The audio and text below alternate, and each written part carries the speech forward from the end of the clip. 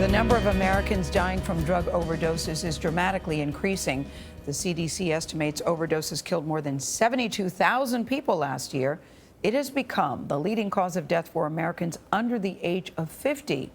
We told you yesterday about news anchor Angela Kennecke of our CBS affiliate KELO in South Dakota.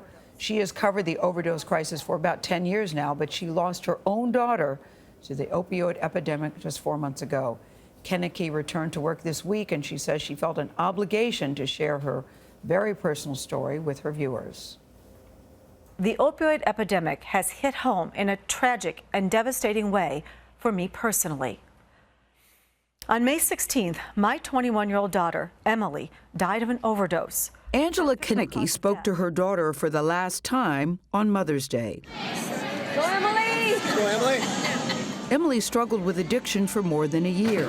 Angela tried to get her treatment, but says she was too late. I got a frantic call from her dad saying, "I think Emily's OD'd. You need to get over here right now." I can't even describe to you what it's like to hear those words. Emily overdosed on the opioid fentanyl in May. Angela spoke about her daughter's fight at her funeral. Before her addiction crushed her real self, everyone who knew her was amazed by her gregarious personality. After a few months off, Angela returned to the news desk to share her story in hopes of saving lives. Angela is one of the strongest women I have ever met. News director Beth Jensen said she knew Angela's story would resonate. The way she told that story was so authentic. It is already making a difference. And this crusade of Angela's is now a crusade of the stations, and it's going to be in our DNA for a long time. Angela Kennecke wants to help erase the stigma around addiction. She joins us now. Angela, thank you so much. Because I'm so sorry you're here at the table for this reason, and I wonder, as a local news anchor, why you decided that you were going to share it so publicly. Was it a struggle for you to make this decision? You know, I took a few months off just to kind of cope with what had happened to me, and I thought, I can let this loss, this devastation destroy me, or I can do something about it. And over the course of my career, I have asked so many parents to talk to me, and just people in general who are grieving, who have had horrible, tragic things happen to them, as you all do. Yeah. And I thought, I have to talk about it. I have an obligation to talk about it. My number one reason for talking about it is to erase the stigma that is surrounding addiction, especially the use of heroin, opioids. You had no idea she was using heroin. This is what I marvel at, because you said you all were close. You knew she had had some drug issues, you said, with marijuana, but you, an investigative reporter, had no idea that she was using heroin. It was the most shocking thing to me.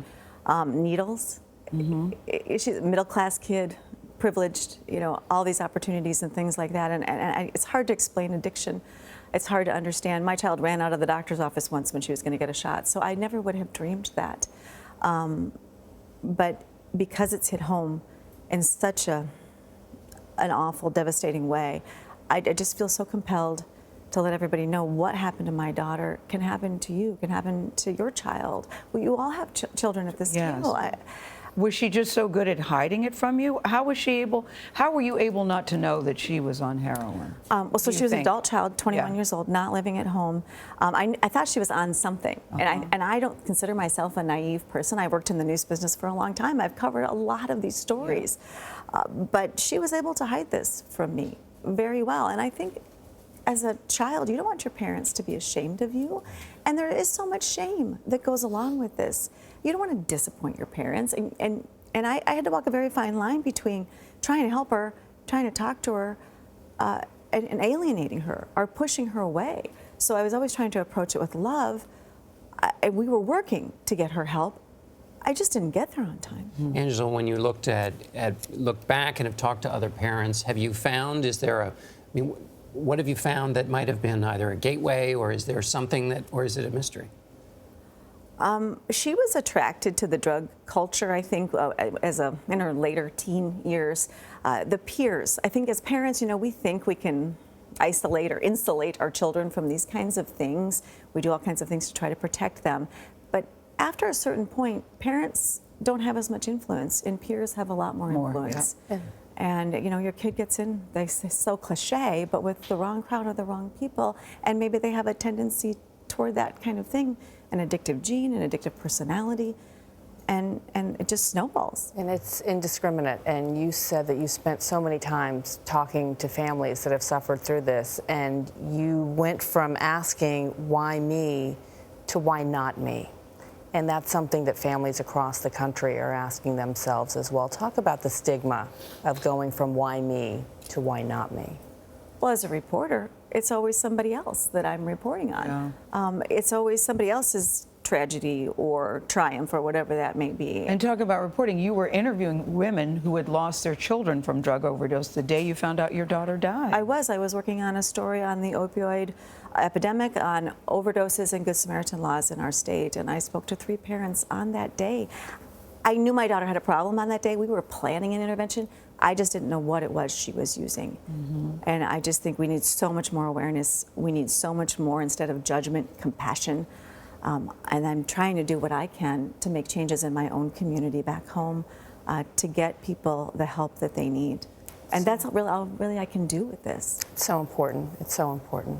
And your advice is, if you suspect, get in there and say something, because you said you were planning an intervention, you were too late. Trust your Parents must instincts. intervene. Yes. Trust your instincts.